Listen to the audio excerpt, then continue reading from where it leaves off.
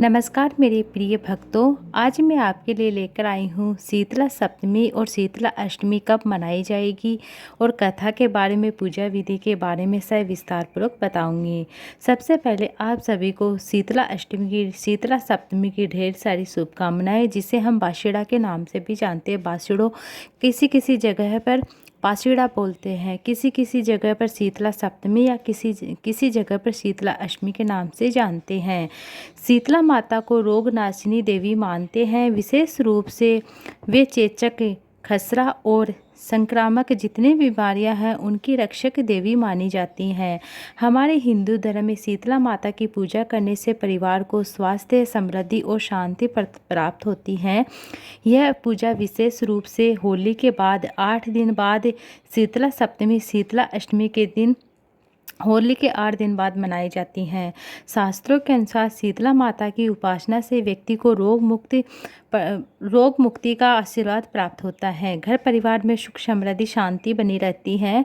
माता के भक्तों का विश्वास है कि उनकी पूजा करने से जो भी संक्रामक बीमारी होती है, महामारी होती है या स्किन से संबंधित जो भी बीमारी होती है, रोगों से हमें सुरक्षा मिलती है। शीतला अष्टमी के दिन सबसे पहले सुबह जल्दी उठकर ठंडे पानी से नहाए, फिर पूजा की जाती है। रात का जो बासी भोजन है, रात का हम जो भोजन बनाते हैं, दूसरे दिन सुबह के समय माता को ठंडा बासी भोजन लगाया जाता है, अर्थात ठंडे खाने का भोग लगाया जाता है। पूजा की जाती है। पूजा की थाली में आप रात के जो आपने पकवान बनाया है, जैसे कि चावल, गुलगुले, दही, पुआ, रोटी, बाजरा, जो भी आपने बनाया है, इस तरह से जो जहाँ की रीति रिवाज है, जहाँ जो पकवान बनाया जाता है, वहाँ अपने परंपरा के अनुसार जो भी आप पकवान बनाते हैं, माता शीतला सप्तमी, शीतला अष्टमी की पूजा की जाती है। ज़्यादातर लोग मीठे चावल, नमकीन, पारे, मठरी आदि भी बनाते हैं, आटे से बनाए जाते हैं।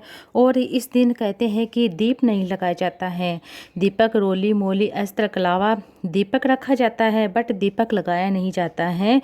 हल्दी, बड़कुले की माला और जैसे कि सिक्के, मेहंदी, ठंडा जल और फिर जो माता की जो सराई होती है उसकी पूजा की जाती है। अब शीतला माता की पूजा जहाँ भी आपके यहाँ पर जिस रीति रिवाज से, नियम से करते हैं, बहुत ही साधारण तरीके से आप अपने जहाँ शीतला माता का मंदिर होता है वहाँ जाकर कर सकते हैं। नहीं तो साधारण तरीके से आप अपने घर में कर सकते हैं। आप अपने घर में भी बहुत ही सिंपल तरीके से पूजा कर सकते हैं। कहते हैं कि नीम के नीचे पूजा की जाती है, तो कुछ जगह पर होली दहन वाली जगह शीतला माता की पूजा की जाती है। सबसे पहले शीतला माता को ठंडा जल अर्पित करें, हल्दी का तिलक लगाएं माता को। उसके बाद जो भी आपने सामग्री बनाई है वह अर्पित करें। गेहूं के दाने से आप धोक लगाए, क्षमा प्रार्थना करें, मांगे, माता की पूजा करें। गर्म भोजन इस दिन नहीं खाया जाता है, बनाया भी नहीं जाता है। हर चीज़ ठंडी और बासी होनी चाहिए। इसके अलावा माता की पूजा करें।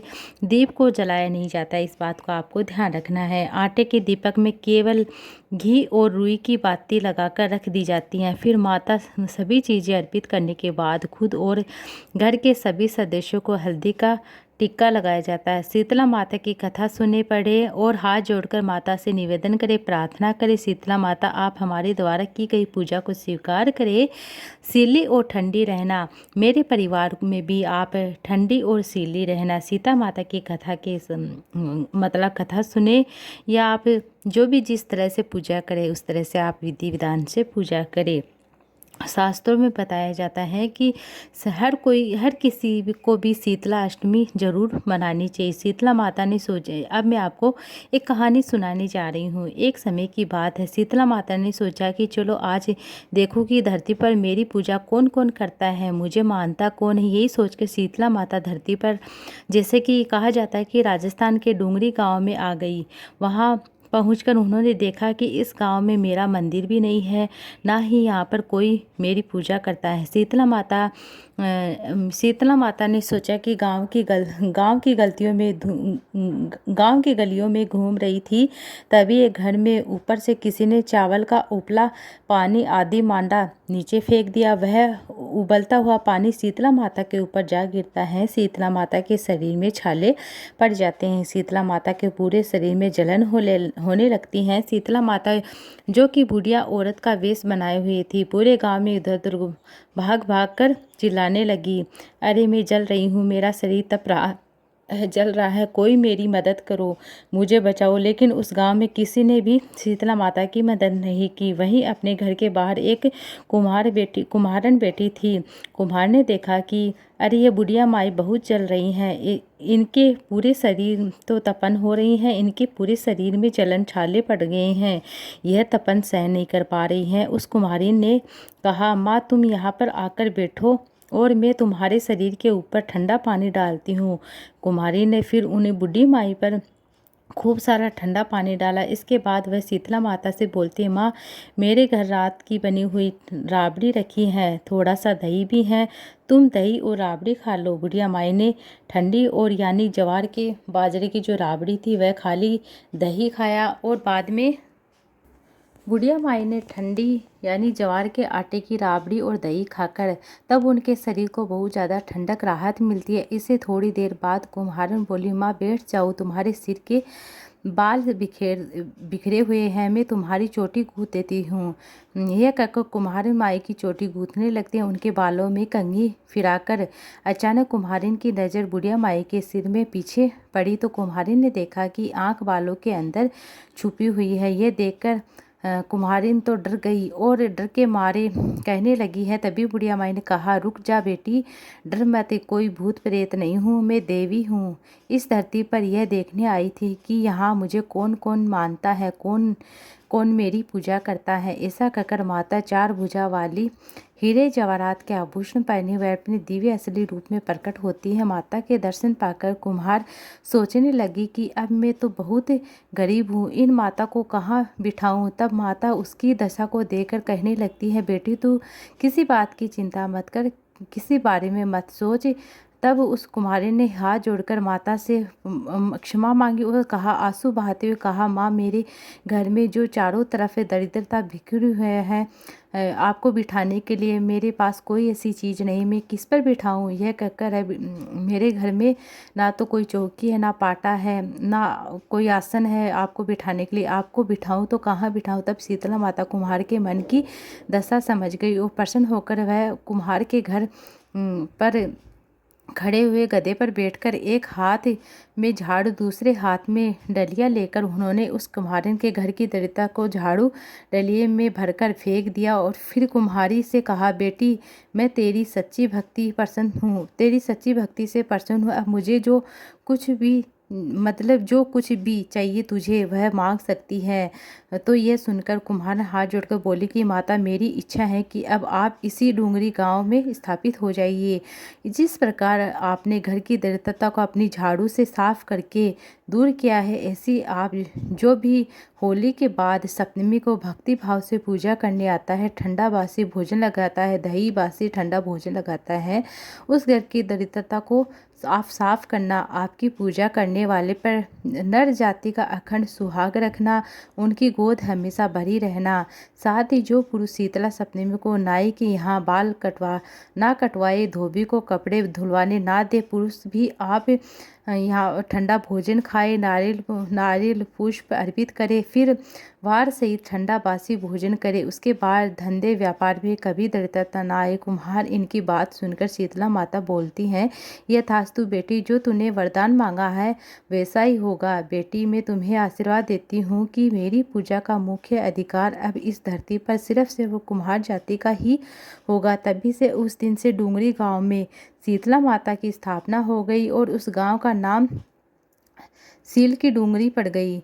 सील की डूंगरी शीतला माता का मुख्य मंदिर बन गया और शीतला सप्तमी पर वहाँ पर बहुत ज़्यादा मेला, बहुत संख्या में अपार लोग भक्त लोग आते हैं, शीतला माता की पूजा करते हैं। इस कथा को जो भी सच्चे मन से सुनता है, शीतला माता का ध्यान करता है, पढ़ता सुनाता है, शीतला माता की कृपा से उन्हें घर की सभी दरिद्रता दूर होती है और रोगों का नाश होता है, उनकी सभी मनोकामनाएं पूर्ण होती है। प्रेम से बोले शीतला माता की जय।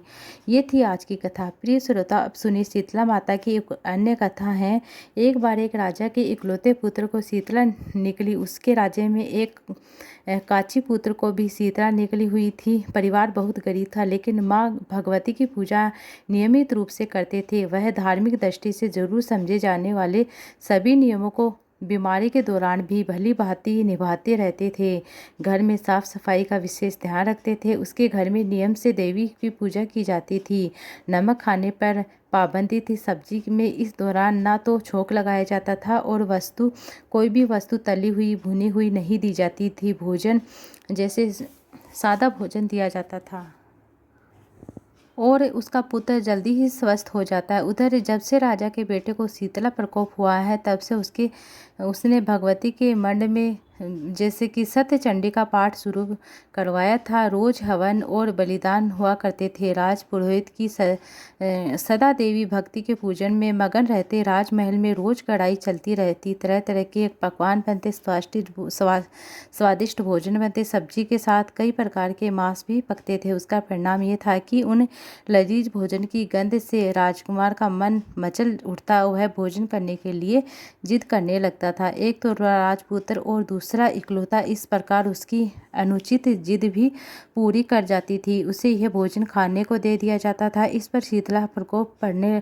धीरे धीरे बहुत ज़्यादा बढ़ने लग गया। अब तो शीतला के साथ साथ उसे बड़े बड़े फोड़े भी निकल गए, जिनके खुजली और जलन बहुत होती थी। और शीतला की शांति के लिए राजा जितने भी उपाय कर सकते उपाय किया। शीतला प्रकोप उतना ही बढ़ता जा रहा था, क्योंकि अज्ञातवश राजा के यहाँ सारे काम उल्टे हो रहे थे। यह देखकर अब तो राजा बहुत परेशान हो गया। उसकी समझ में नहीं आ रहा था कि मैं क्या करूं, शीतला प्रकोप शांत कैसे करूं। राजा के गुप्तचरों ने बताया कि काची पुत्र को भी शीतला निकली थी, फिर वह बिल्कुल ठीक हो गया। वह जानकर राजा सोच में पड़ जाता है कि मैं शीतला माता की इतनी सेवा कर रहा हूँ, पूजा अनुष्ठान कर रहा हूँ, कमी नहीं कर रहा हूँ, फिर भी मेरा पुत्र अधिक रोगों से ग्रसित होते जा रहा, जबकि काची पुत्र बिना सेवा पूजा के ही ठीक हो गया। पलंग पर लेटा हुआ राजा यही सोच रहा था कि सोचते सोचते से नींद आ गई। तभी वस्त्रधारिणी देवी भगवती ने उसे स्वप्न में दर्शन देकर कहा, राजन, मैं तुम्हारी सेवा अर्चना से प्रसन्न हुई, इसलिए आज भी तुम्हारे पुत्र जीवित है। लेकिन इसके ठीक न होने के कारण यह है कि तुमने शीतला समय पालन करने के योग्य नियमों का उल्लंघन किया है। तुम्हें मेरे नमक का प्रयोग किया है। नमक से रोगी फोड़े खुजली होती है और घर की सब्जियों में छोंक नहीं लगाना चाहिए, क्योंकि इसकी गंध से रोगी का मन वस्तुओं को खाने के लिए जी ललचा है। रोगी का किसी के पास जाना मना है, क्योंकि यह रोग औरों को भी हो सकता है। इसलिए इन नियमों का पालन जरूर करना है। तेरा पुत्र अवश्य ठीक हो जाएगा। फिर सारा विधान समझाकर देवी अंतर्ध्यान हो जाती है। प्रातः काल उठते ही राजा ने देवी आज्ञा अनुसार सभी कार्य को व्यवस्था पूर्वक किया। राजकुमार की सेहत पर अनुकूल प्रभाव पड़ा और वह जल्दी स्वस्थ हो जाता है। राजा बहुत प्रसन्न हो जाता है। फिर वो पूरे नगर में घेला फिरवा दिया कि हर कोई शीतला माता की पूजा करे। और श्रोताओं, आज के दिन शीतला माता के अलावा भगवान श्री कृष्ण, उनकी माता देवकी का भी विधि विधान से पूजन किया जाता है और उनका भी विधि विधान से पूजन कर। शीतला माता की एक और कहानी मैं आपको अगले वीडियो में सुनाऊंगी।